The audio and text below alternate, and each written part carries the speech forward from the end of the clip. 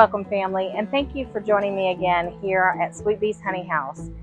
This evening on the front porch, we're sitting out here while it's raining, which is typical for Florida at this time of year. So we had so much fun last week with the challenge that we are so looking forward to another week of the Every Bit Counts challenge. Thank you again to Jessica from Three Rivers Homestead.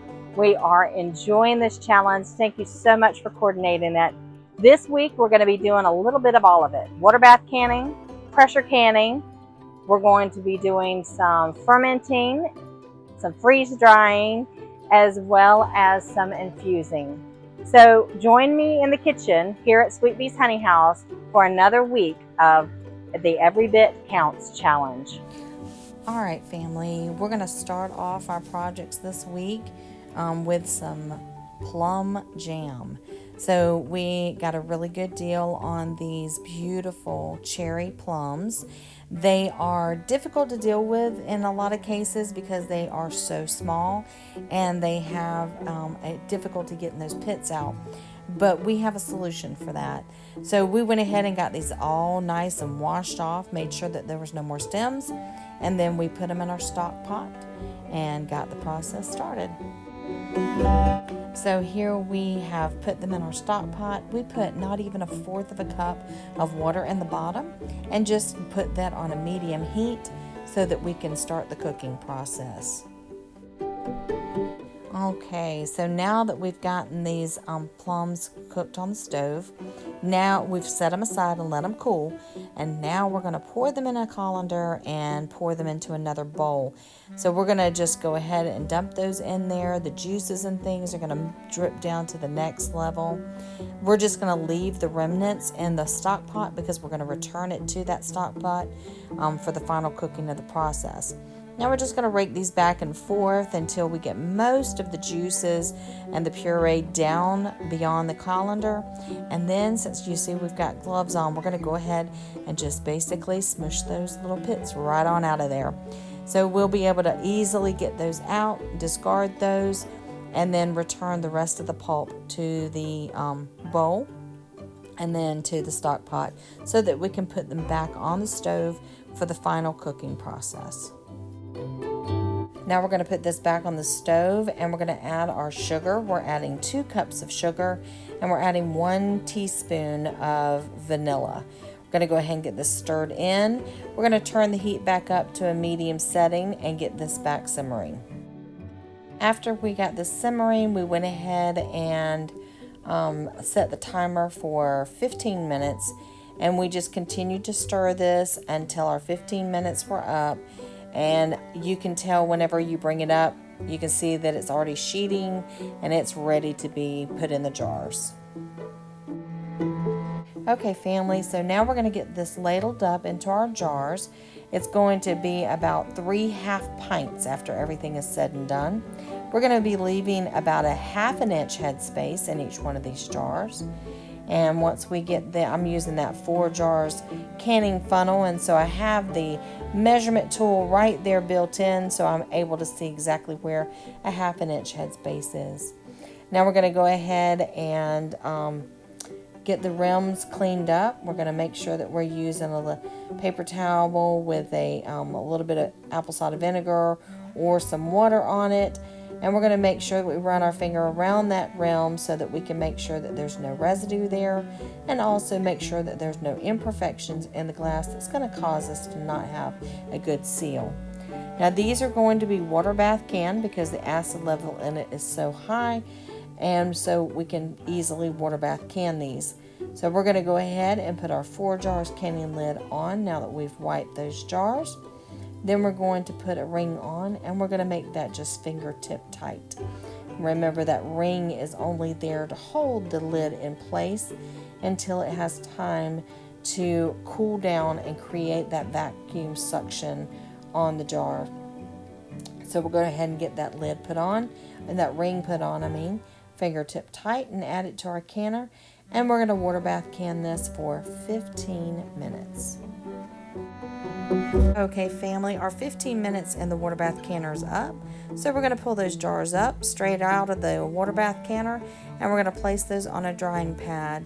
Well, since these jars are so hot, we definitely don't want to shock the jar by putting it on a cold surface. So we're going to go ahead and place that on the drying pad. We're going to leave those jars alone for 12 to 24 hours so they have time to seal.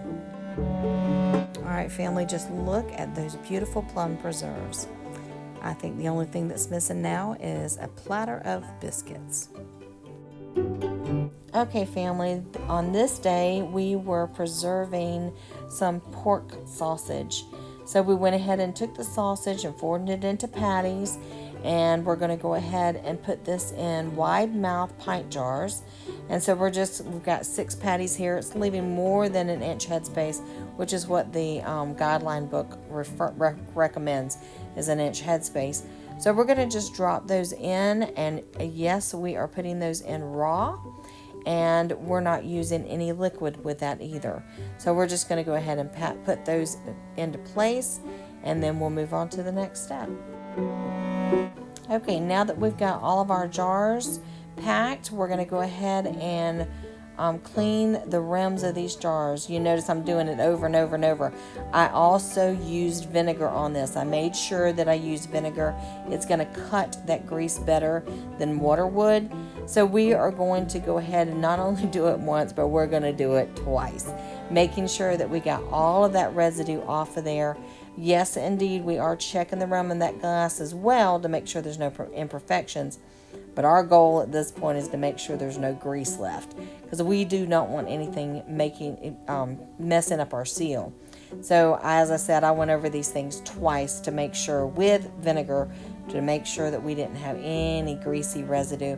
I do this a lot with them. I do the canning of the salmon too, because those oils, oh my goodness, they're so hard to get off those jars. So I'm just making sure, running it around 2 times to make sure that we get all of it off. Okay, family, so we are using the electric pressure canner for preserving our sausage here, and you want to make sure that we are doing, this is pints, and so we're doing 75 minutes. We are going by the University of Georgia's book, and that's where we got this recipe from.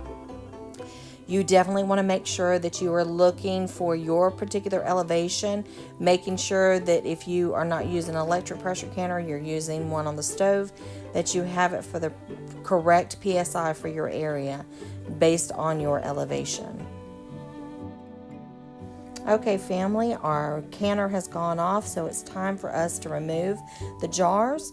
So we're going to go ahead and pull them straight up, not tilting them from side to side. And we're going to go ahead and put that on either a towel or a drying pad so our heart jars are not meeting a cold surface. We're going to make sure that we let those sit for anywhere from 12 to 24 hours, allowing them to have a proper time to seal. If they don't seal, keep the rings on them, put them in the refrigerator and use them within the week. If they do seal, go ahead and remove those rings, label those jars, and get them put on your pantry shelf. It's a great addition to your pantry. There we have it, family. Perfectly cooked sausage patties that are ready to eat at a moment's notice.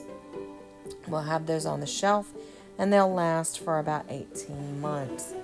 So now I will forewarn you, the texture is different than if you would have fried these on the stove.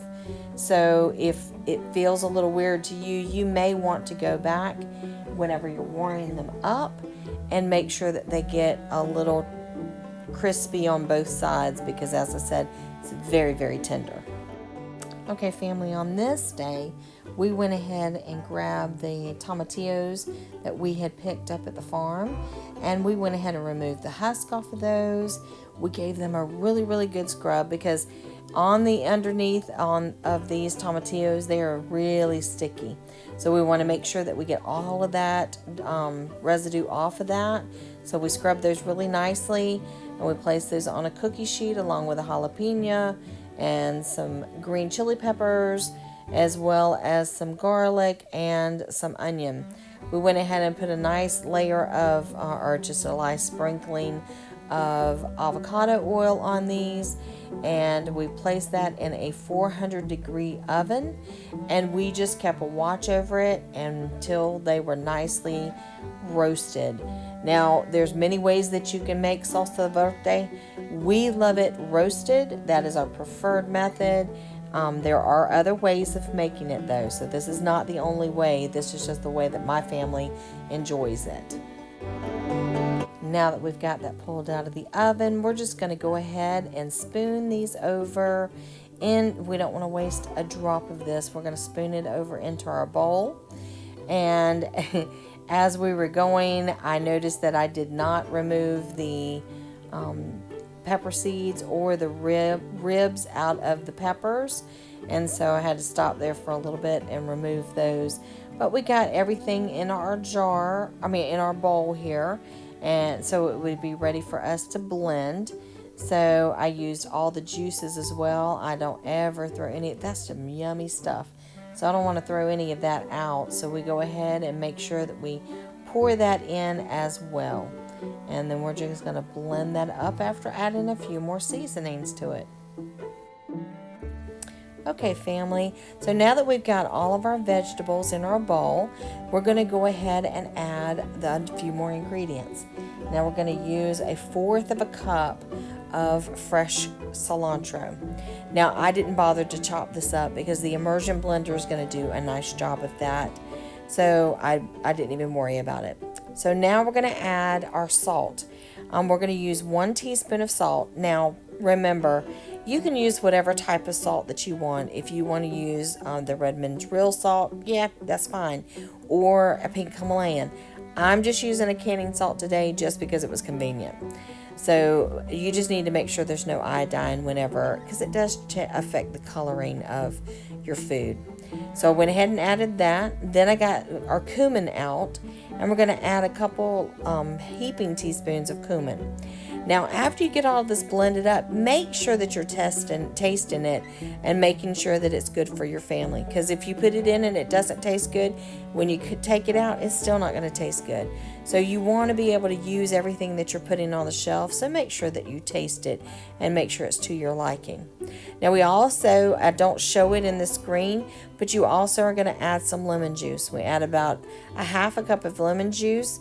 And then we're going to go ahead and get the immersion blender, and we're going to blend this up. All right, so we're going to go ahead and just get this blended up nicely. And as we continue to blend it, you're going to see it looks exactly like a salsa verde that you would buy in the store. And it tastes so much better, and there's no added preservatives or anything. So this is always a really yummy treat for us on our homestead. So we're going to go ahead and continue to blend this up, and then we'll get it ready to put in the jars. Okay, family, so now we're ready to ladle this in our jars. We are going to use pints in this. Now, if you want to use a 1/2 pint, the timing doesn't change on that. This is definitely a water bath can. We made sure that we had those acid levels up high enough with that lemon juice that we used. So we're going to go ahead and ladle this into the jars, leaving a 1/2 inch head space. We don't have to worry about debubbling because it is a liquid. So we're just going to go ahead and get that ladled in there, and then we're going to start working on the rims of those jars, making sure that they're nice and clean. And we're going to make sure that we put our 4 jars canning lid on there, and then we're going to use a ring and just make that fingertip tight, and we're going to get it ready for the canner. And we are water bath canning this for 15 minutes. Now that our 15 minutes is up on this water bath can, we're going to go ahead and pull our salsa verde out, lifting that straight up so it doesn't lean side to side and make a mess. We're going to go ahead and get that placed on our drying pads. Remember, when we are pulling these hot jars out of the canner, we don't want to put that directly on a cold countertop. We want to make sure that there's something in between. We're using a drying pad, And so we went ahead and set that up, and we've got everything on these jars sitting on it. We're going to let those jars sit there for 12 to 24 hours. And just look at the beautiful salsa verde in the jar.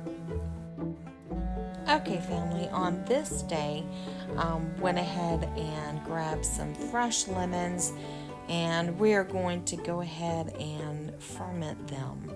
Now, I have always done my lemons either by juicing them and pasteurizing the juice and canning the juice, or I'll take them and slice them up and I'll put them in the freeze dryer, which we still do that.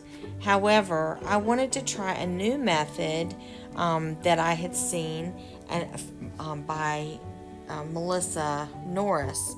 Melissa has a book called Everything Worth Preserving, and I was listening to one of her videos, and she had indicated that you could actually, instead of slicing the lemon in quarters and then putting the teaspoon of salt in and then sticking them in a jar, that you could actually ferment them whole. So you just make sure that your lemons are nice and clean.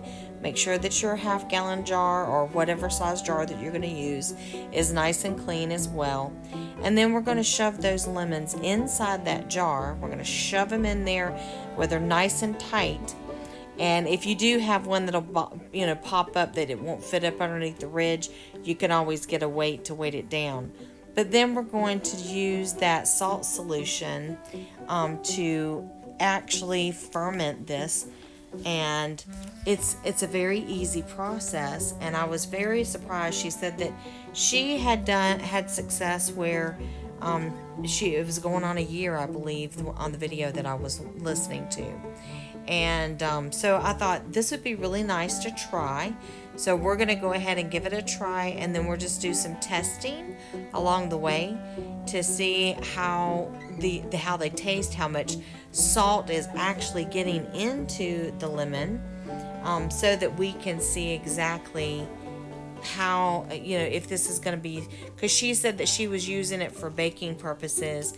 But my husband loves to have lemon water all the time, and I'm wondering if it will be a solution of where we can actually use it during the winter months, because we do have some lemon trees that we like to harvest from, and it would be great if we could do this and keep them through the time of the year that we don't have lemons, and that way we wouldn't have to purchase any. And as I said, we've freeze dried them, but he loves a fresh lemon. So we're going to see this year if this is going to work. And that salt solution that we need is a 3% salt solution. So that's the brine that we're making here. It's going to be a 3% salt solution. And we're just going to go ahead and mix this up with some water. And then we're going to go ahead and pour it over those lemons.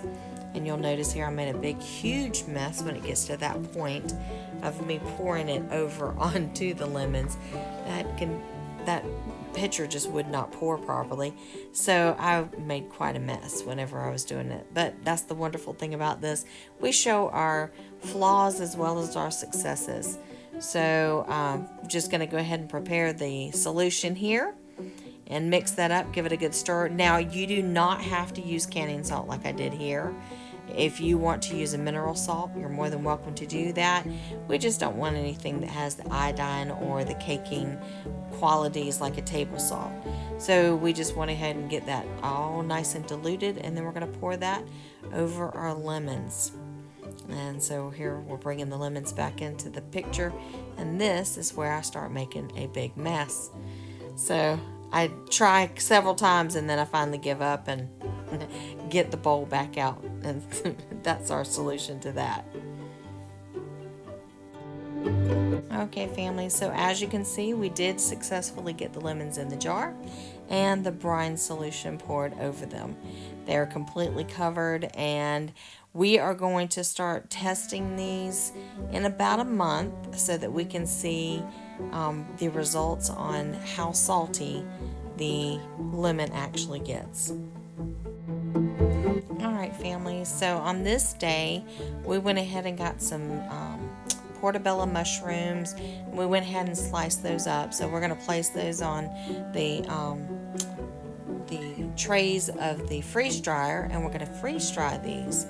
Now, I do this when I get a large amount of them during the different times of the year, but my real reason that I freeze dry mushrooms is because my husband cannot stand the texture of a mushroom, but he loves the flavor of it in all of our items, like our spaghetti sauces, and sometimes I'll even throw it in on a fresh omelet. But he cannot handle that texture, and so I will go ahead and freeze dry my mushrooms, and then I will go ahead and grind them up and make them into a powder, and I'll just use it as an extra seasoning.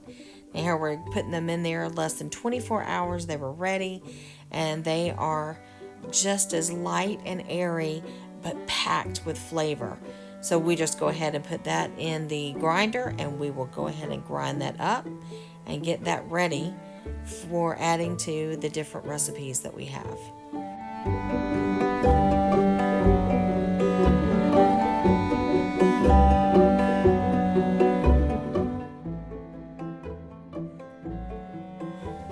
All right, family, on this day we decided that since we were running a test on the lemons, we would do the same thing with the limes.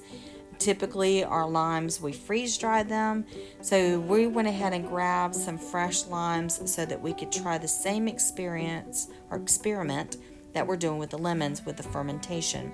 So we're going to go ahead and add these to our half-gallon mason jar. It's been thoroughly cleaned, so we're going to, and the limes themselves have been thoroughly washed, so we're going to go ahead and add them, create a 3% salt solution, and we're going to add that to the jar and see if what we can do with the testing of the limes as well as the lemons.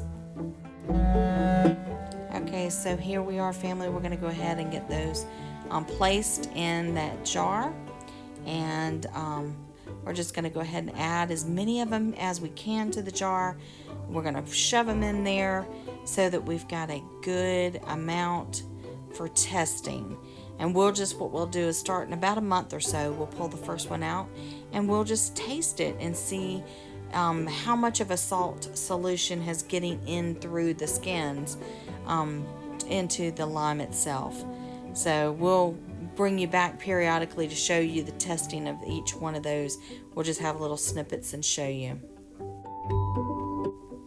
Alright, family, so here we are. I learned my lesson the last time. This time we're going to use that bowl to make sure that we don't make a big old mess on the table.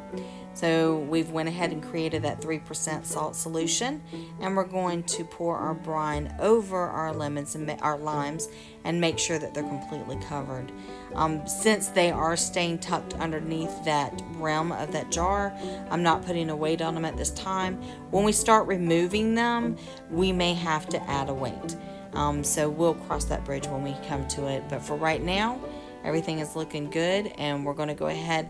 Now, we are not keeping these outside of the refrigerator. We're actually storing both the lemons and the limes in the refrigerator at this time. And that was upon her suggestion. So as I said, if you get a chance, take a dive into her book, Everything Worth Preserving.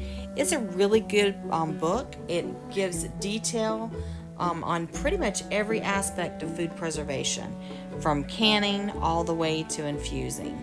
So it is really interesting read. So if you get a chance, you might want to look that book up. All right, family, and here they are, all tucked away in the jar, ready to go into the refrigerator. And this is going to be a fun thing to test on. Okay, family, so next on this day, we decided that we were going to infuse a lemon in some honey. So we made sure that we had a really nice, clean, wide mouth jar. That's going to help us with the placement of the lemon. And then we're just going to go ahead and get that lemon sliced up. We're going to go ahead, we made sure that the lemon was washed and it was ready to go. I scrubbed it just a little bit. And so now we're going to go ahead and get it sliced up, and we're going to place it in this jar. Now, infused lemon with honey, infusing a lemon with honey It's a wonderful process. You can store it outside of the refrigerator if you would like to. It'll last for a few weeks, and you will start the fermentation process, but it's not extremely fast. But with doing this, you need to be very careful to watch, and when you're placing it in the jar, if you are planning on leaving it out of the refrigerator, you need to make sure that each layer of your lemon, as you're placing it in the jar, gets a little bit of honey on it. So, because you want to make sure that that honey can suffocate the possibility of anything growing on that lemon. And so making sure that it's between each one of those layers is going to be helpful. So we're not planning on doing that with this lemon. I just wanted some for my teas and things. So I'm just going to place these lemons in the jar, and then after I get them all placed in, then I'm going to add the honey, because in this case I have a lot of crystallized honey right now, which later on we'll show you another technique that we do, which is creaming honey. But in this case, we're just going to use some of that crystallized honey, and I'll show you what it does when we add it to the lemon. Okay, family, so now we're going to go ahead and add the honey to this. As I mentioned before, we've got crystallized honey. You can see there the crystals that have formed, and it's just where the moisture has completely come out of it. There's nothing wrong with this honey. If you sit it in a windowsill where the sun can get to it, it's going to liquefy right back up. But we wanted to go ahead and use it in this. We're also going to do some cream honey later in the season, but we're going to go ahead and fill our jar with this and the remnants of this particular jug that we're working out of, and go ahead and get that covering completely the lemon. We want to make sure that we've got it all the way to the top. Okay, family, so you can see here in the jar that we've got the honey totally covering the lemon. Now I'm going to take this knife and I'm just going to push that lemon around so that we can get more of that honey down around the lemon. If this was in liquid form, it would have easily and very quickly done this. But since I'm using crystallized honey here, it's going to take a little bit. So I'm just going to move the lemon around. I am going to go ahead and slice that lemon in half so that I have half moons whenever I'm using it for my teas. So we're going to go ahead and set this out for a little while so that the acidity in the lemon can start working on those crystals. And as it turns more into a liquid, I can see if there's more more honey needed for this jar. Okay, family, so here we have our lemon that is infused in honey, and you can see that the acidity in the lemon, the juices themselves, are starting to liquefy that crystallized honey. Now we're just going to take this jar, we're going to, now that we've got a lid and everything on it, and we're just going to place it in the refrigerator. Okay, family, it has been a wonderful week of food preservation, and we are looking forward to all that we can accomplish next week as well.